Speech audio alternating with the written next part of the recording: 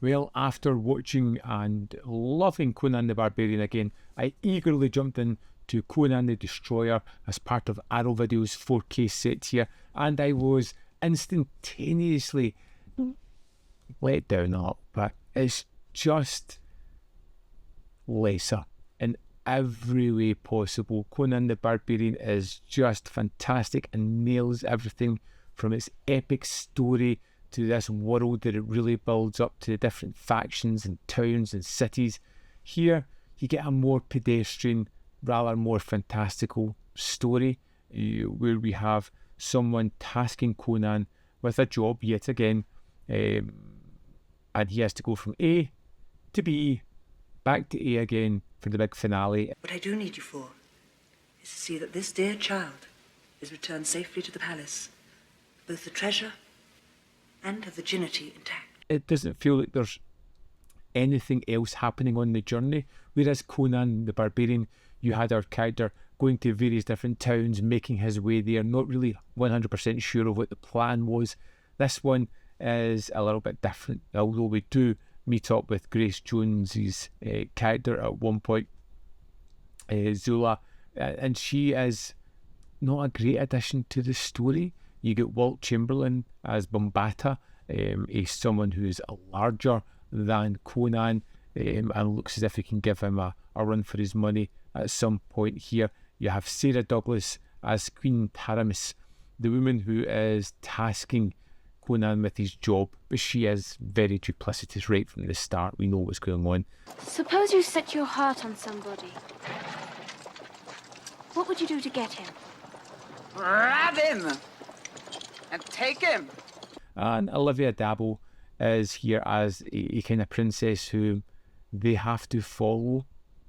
She's going to lead the way to get this gem at the start. You do get Mako back again, and it's nice to see him back, but again it feels as if it's just missing the mark ever so slightly. I think it's missing that fantastic screenplay that they had in the first one and the larger world building here, leaning a little bit more into more tropes along the way. We do have a great director in the form of Richard Fleischer, who has done countless films that I love, and this one is adequate. You know, you get the choice of the locations are great yet again. The use of the camera and the way they kind of frame the action is fine, but it's the more fantastical elements which I feel just don't have as big an impact as they did in the first one. There are some cool moments, particularly with the horned beast at the end that comes alive.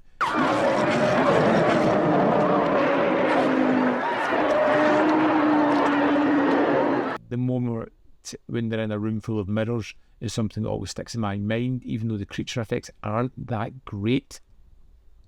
It's a fine swords and sandals epic, but you can feel as if the budget's been constrained. The talent behind the camera isn't as strong as it was on the original, and it just never quite gets there for me. And it's frustrating to say that because the film is fine. I can throw it on, I can enjoy it, but it doesn't seem to have that epic nature that was there in Conan the Barbarian. Particularly watching these two movies very close together, you can see the disparaging distance between them, which is a real shame. Probably why we never continued on and saw more of Conan.